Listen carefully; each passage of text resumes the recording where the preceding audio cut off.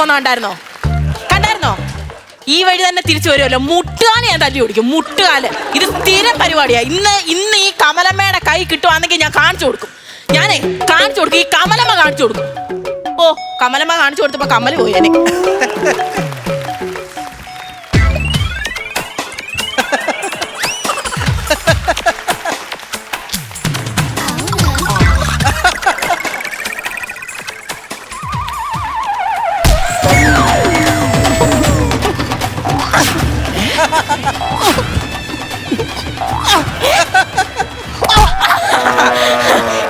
ഇത്ര നേരം നീ ഇങ്ങനെ കിടന്ന് ചാടാനേ? നീ കമലമ്മയുടെ മോന, അല്ലാതെ കങ്കാരുവിന്റെ മോനല്ല. എവിടെ ഇരുന്നടാ നീ? എപ്പ കണ്ട നേരോ നീ അപ്പുറത്തെ അവളെടുത്താ? നീ 24 hours നീ അവിടെ എടുത്താ? എന്തോന് പോയതാടാ? പറയടാ, എന്തോന് പോയതാടാ? പറയടാ. 24 റിപ്പോർട്ടർ വന്ന് നിൽക്കുന്നോളം ചോദിക്കാം. ഇത് 24 വരും. നോക്കിക്കോ, മാല അടിച്ചെന്ന് പറഞ്ഞിട്ട് 24 വരും. കേട്ടില്ല ഞാന്. 24 വരും. ബാലക്കുഞ്ഞിനെ ദ്രോഹിച്ചെന്ന് പറഞ്ഞോട്ടോ. മീശ വരെ വന്ന്. എങ്ങോട്ട് പോയി? എന്തുവാ മീശോ നാളെ വന്നെന്ന് പറഞ്ഞു. ആള് വന്നെന്നാന്ന് പറഞ്ഞേ? നിനക്ക് മീശ വരെ വന്നു. മൂക്കിന്റെ താഴെ സൂക്ഷിച്ച് നോക്കണ നീ. തല കറക്കുന്നേ. അത് പ്രായത്തിന്റെ. പറയടാ, നിനക്ക് എത്ര വയസ്സുണ്ട്? നിനക്ക് എത്ര വിരലുണ്ടെന്നല്ല ഞാൻ ചോദിച്ചത്. നിനക്ക് എത്ര വയസ്സുണ്ട്? 30+. അയ്യോ, എന്നാ വന്ന് നിൽക്കുന്നത്? 30+. എടാ, 39.3 വയസ്സുണ്ട് നിനക്ക്. 40. ആ തുമ്മലിന്റെ സെക്കൻഡ് കൂടി ഉള്ളായിരുന്നു നിനക്ക് 40 ആവാന്. വിട്ടേനെ. പറയുന്നേനെ എനിക്ക് കുറച്ച് ബുദ്ധിമുട്ടുണ്ട്. 25 ബുദ്ധിമുട്ടുണ്ടോ? 25 വർഷമായി നിന്റെ തന്ത നിന്നെ ഇവിടുന്ന് കളഞ്ഞിട്ട് പോയിട്ട് ഇതുവരെ നിന്നെ ഞാൻ ലലച്ചിൽ അറിഞ്ഞിട്ടാണോടാ വളർത്തിയത്? കൊഞ്ഞനെ കുത്തുന്നോ? പെറ്റമ്മയുടെ മുഖത്തോക്കി കുഞ്ഞനെ കുത്തുന്നോ? നാട്ടുകാരെ കേക്കണം. ഇവൻ സ്വന്തം തള്ളയുടെ മുഖത്തോക്കി കാണിച്ചത് കൊള്ളാവോ? നിങ്ങൾ പറ, കൊള്ളാവോ? നല്ലതാണോ അത്? ഞാൻ കാണിച്ചതല്ലേ നല്ലത്. നിനക്ക് മോനെ, നീ വന്നേ. നിനക്കറിയാത്തോണ്ട് നിന്റെ പ്രായം അതാ. ദേ, ഈ കാണുന്നിടത്ത് മൊത്തവും കുറെ നാളുകൾക്ക് മുന്നേ കാടും പടലുമായിരുന്നു. ഒരു സുപ്രഭാതത്തിൽ ഞാൻ പല്ല് തേച്ചോണ്ടിരുന്നപ്പോ ദേണ്ട മുളച്ച് വരുന്ന അവസാനത്തെ പല്ലായിരിക്കും. അവസാനത്തെ പല്ലല്ല, അവിടെ ഒരു കുടില്, അതിനകത്തൊരു താടക. ഇവനാണെങ്കിൽ എന്താ ഇഷ്ടാമച്ചി എന്ന് വിളിക്കുന്ന ഒരു താടക. സ്വന്തം പെറ്റതള്ളയുടെ സ്നേഹവും അവരുണ്ടാക്കി കൊടുക്കുന്ന ഒന്നും ഇവന് വേണ്ട. അവൾ എന്തോ ഉണ്ടാക്കി കൊടുത്താലും ഇവന് അമൃതം, ഞാൻ എന്തോ ഉണ്ടാക്കി കൊടുത്താലും പുച്ഛം. അങ്ങനെ അച്ഛൻ കളഞ്ഞിട്ട് പോയപ്പം ഇവനെ ഞാൻ എന്തുമാത്രം കഷ്ടപ്പെട്ട വളർത്തിയതറിയാവോ? ശ്വാസം പോലും കിട്ടുന്നില്ല എനിക്ക്. എടാ, നിനക്ക് ഞാനും എനിക്ക് നീയും, നിനക്ക് ഞാനും നിനക്ക് നീയും, എനിക്ക് ഞാനും നിനക്ക് നീയും, എനിക്ക് ഞാനും നിനക്ക് നീയും, നിനക്ക് ഞാനും എനിക്ക് നീയും, നിനക്ക് ഞാനും എനിക്ക് നീയും.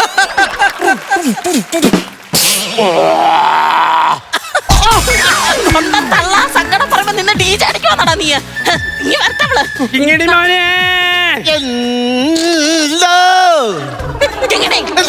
കണ്ടോ? അതിനകത്തോണ്ട് അവന്റെ വ്യത്യാസം.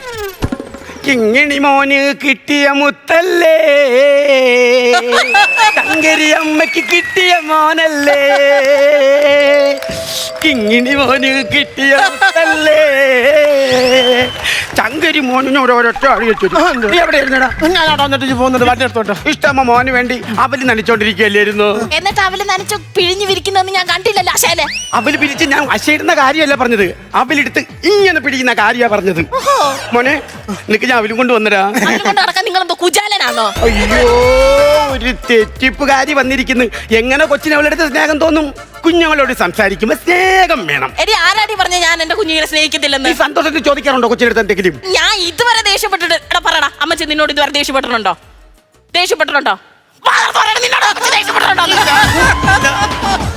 അപ്പൊ ഇത് ഇവരുടെ നാട്ടിൽ സന്തോഷമായിരിക്കും, അല്ലാതെ ഞാനെന്ത് പറയാ?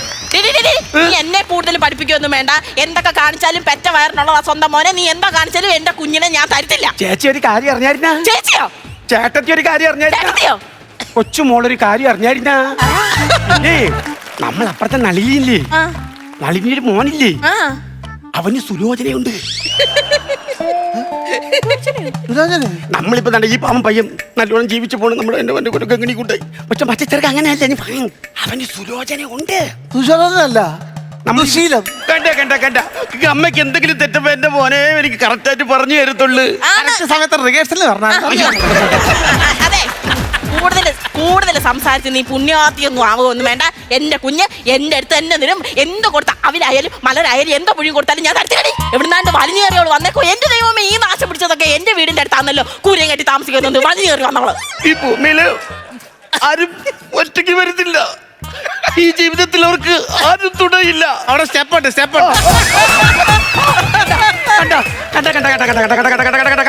എന്ത് നോക്ക് എന്റെ മോൻ അവിടെ എന്നെ രക്ഷപ്പെടുത്തിയത് കണ്ട. മനസ്സിലാവുന്നുണ്ട്.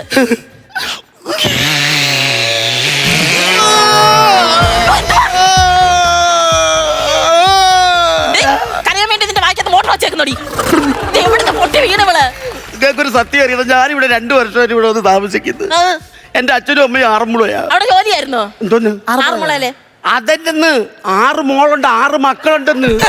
ഞാനായിരുന്നു മൂത്ത മോള്. പക്ഷെ എനിക്കാണ് എല്ലാരെയും കാട്ടി ഇത്തിരി സൗന്ദര്യം കൂടുതലേ. അമ്മച്ചിയുടെ സൗന്ദര്യം എനിക്കാ കിട്ടിയിരിക്കണേ. അമ്മച്ചിക്ക് കുറച്ച് വെളുപ്പുണ്ട്. എവിടൊക്കെ ചിരിക്കുമ്പോ പല്ലിലും ഒരു കാര്യം പറയുമ്പോ സൗന്ദര്യം നിങ്ങൾക്കായിരുന്നു. അമ്മച്ചി എങ്ങനെ ഉണ്ടായിരുന്നു പറഞ്ഞേ? അമ്മച്ചി ഒരു സുന്ദരിയായിരുന്നു. ഇതുപോലത്തുള്ള മുടിയൊന്നുമല്ല, പനങ്കുല പോലത്തെ മുടിയായിരുന്നു. അപ്പൊ അച്ഛനോ? പന വെട്ടിയ മുടിയോ. ഈ പനം തയ്യാന്ന് ഇവിടെ ഒന്ന് കാര്യം പറയുന്നത്. അപ്പോ എന്റെ മോനെ എന്നിട്ട് എനിക്ക് പഠിച്ചോടിക്കുന്ന സമയം ഒരു ദിവസം രാത്രി അച്ഛൻ ജോലിക്ക് പോയിട്ട് എൻ്റെ അടുത്തൊന്ന് പറഞ്ഞു, പഠിത്തം തിരുത്ത്, ഇനി കല്യാണത്തിന്റെ പ്രായമാണെന്ന് പറഞ്ഞു. ഞാൻ പറഞ്ഞു, വിദ്യാഭ്യാസം, സ്ത്രീകൾക്ക് വേണ്ടത് വിദ്യാഭ്യാസം. വിദ്യാധനം കൊടൈക്കനൽ പ്രധാനം, അല്ല സർവ്വധനാൽ പ്രധാനം. സ്ത്രീകൾ ജീവിക്കണ്ടേ? സ്ത്രീകൾക്ക് പുരുഷന്മാരുടെ മുമ്പ് വിദ്യാഭ്യാസത്തോടെ നിൽക്കണം.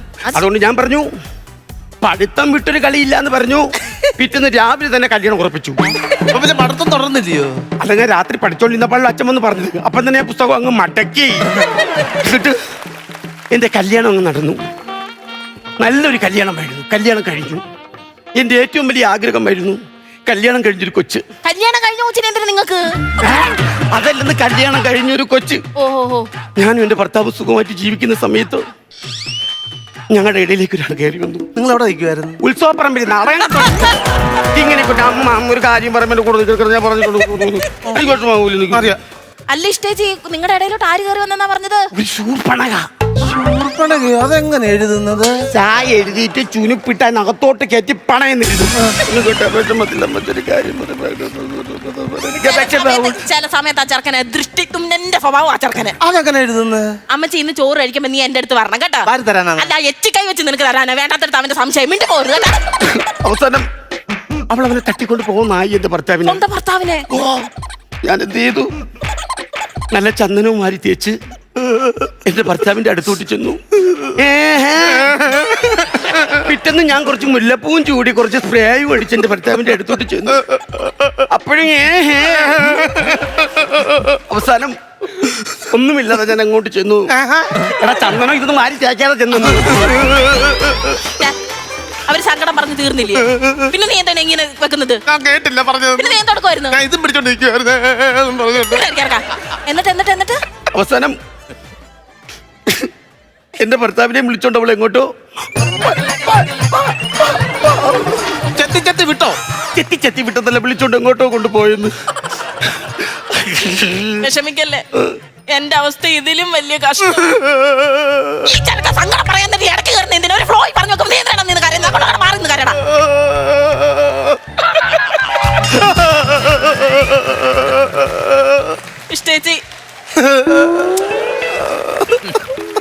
ഇഷ്ടേച്ചിക്ക് അറിയാമോ, കൃത്യം 25 കൊല്ലമായി മൂക്ക് പിടിച്ചിട്ടാ ഇവന്റെ അച്ഛൻ ഞങ്ങളെ കളഞ്ഞു പോയിട്ട്. അന്നൊക്കെയാണ് എങ്ങും ദുരിതമാ.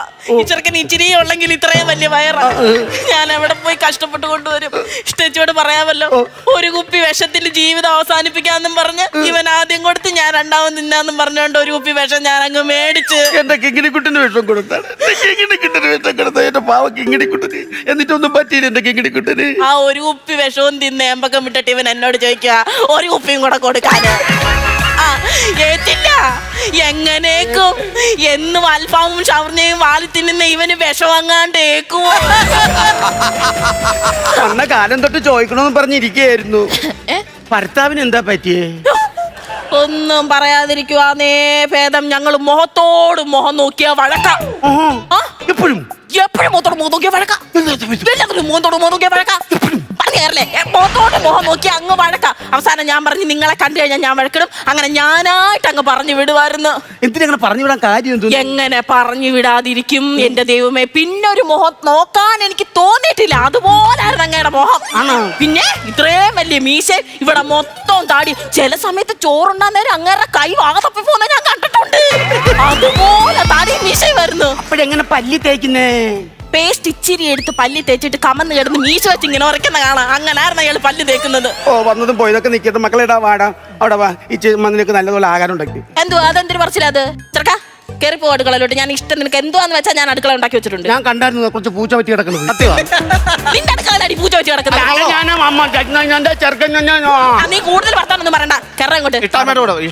എന്താ പറഞ്ഞത്? സ്വന്തം അമ്മയെ പറയുന്നത്. നീ ഏത് വീട്ടിലേന്ന് കിടന്നുറങ്ങുന്നത്? ഞാൻ ഇഷ്ടാമ്മയോട് കൂടെ കിടന്നുറങ്ങും. നമ്മളെ വീട്ടിൽ എന്റെ വീട്ടിലാ. എന്റെ വീട്ടിലും അമ്മ കിടന്നുറങ്ങിയപ്പാ. ഞാൻ ബോധം കെട്ടതാ ഞാന്. ഇവിടെ ബോധം കെട്ട അമ്മയ്ക്ക് വെള്ളം കൊണ്ട് കൊറാ. വെള്ളം കൊണ്ട് കൊറാ. സ്വന്തം അമ്മ കുടിക്കും വെള്ളം കൊണ്ട് കൊറാ. അയ്യോ, ആവശ്യമില്ലാത്ത ഓരോരോ കാര്യങ്ങൾ. വെള്ളം കൊണ്ടുപോ, വെള്ളം കൊണ്ടുപോവാ, വെള്ളം കൊണ്ടുപോവാ, വെള്ളം കൊണ്ടുപോവാ, വെള്ളം കൊണ്ടുപോവാ, വെള്ളം കൊണ്ടുപോവാ.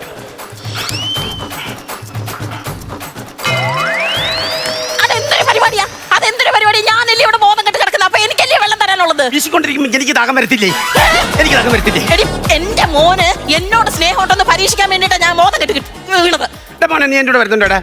അവൻ അങ്ങനെ വിളിച്ചാലൊന്നും വരുത്തുന്നില്ല. ഞാൻ ലാലിച്ച് വളർത്തിയതാ. ഞാൻ പറയടാ, നീ ആറോടാണ് കിടക്കുന്നത്? നീ ഏത് വീട്ടിൽ കിടന്നുറങ്ങും? സ്വന്തം അമ്മയെ ചോദിക്കുന്ന പറയടാ. ഇച്ചപ്പേടെ വരുന്നുണ്ട്. യോ, താങ്ക് യു. അതല്ല ഇഷ്ടമേ. അപ്പൊ എന്റെ വീടാ. അതല്ല, രണ്ടുപേരും കഴിഞ്ഞിട്ടൊന്നും ഞാൻ പറയാം. ഇങ്ങനെ കൈ തിരിച്ച് പൂ പൂ തെറ്റിപ്പൂ എന്ത് തെറ്റി കാട്ട് തെറ്റി എന്ത് കാട് പനം കാട് എന്ത് പന ഏറ്റ് പന എന്തേറ്റ് കൊടി ഏറ്റ് എന്ത് കൊടി പറ്റ കൊടി എന്ത് പറ്റ കണ്ണ് പറ്റ എന്ത് കണ്ണ ആന കണ്ണ എന്താന കുഴിയാന എന്ത് കുഴി ചേമ്പ് കുഴി എന്ത് ചേമ്പ് വെട്ടി ചേമ്പ് എന്ത് പെട്ട് പരിച പെട്ട് എന്ത് പരിച ആയില് പരിച എന്തായാലും കടിഞ്ചായാലും എന്ത് കടി? ചന്തി കടി. ആര് കടി? നീ അടിക്കണം. എന്താ പറഞ്ഞ നീ? എന്താ പറഞ്ഞ? നീ എന്നെ അടിച്ചല്ലടി. നീ എന്നെ കൊച്ചിന്റെ പേര് തല്ലി അല്ലടി.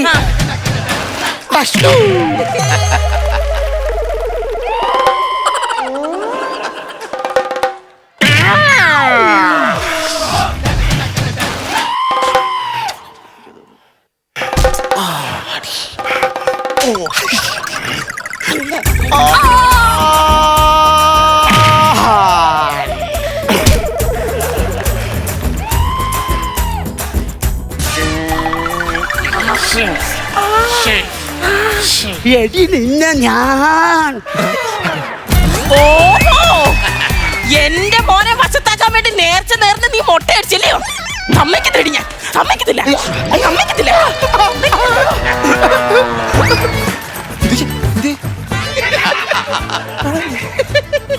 എന്താ ആരായിരുന്നു?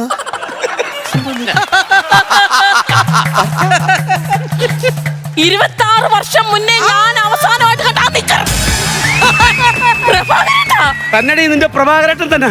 10-25 വർഷമായിട്ട് എനിക്ക് ഇത്തിരി താടി മീശ ഉണ്ടെന്നും പറഞ്ഞു നിസ്സാര കാര്യത്തിൽ എന്നെ വീട്ടിൽ ചവിട്ടി പുറത്താക്കി. ഞാനൊരു തസ്സയാണ്. എനിക്ക് എന്റെ കൊച്ചിനെ കാണണം. ഇവിടെ കാണാൻ സമ്മതിക്കത്തില്ല. അതുകൊണ്ടല്ലേ 2 വർഷമായിട്ട് അവളെ ഇവരെ കാണാൻ വേണ്ടി ഒളിച്ച് താമസിക്കുന്നത്.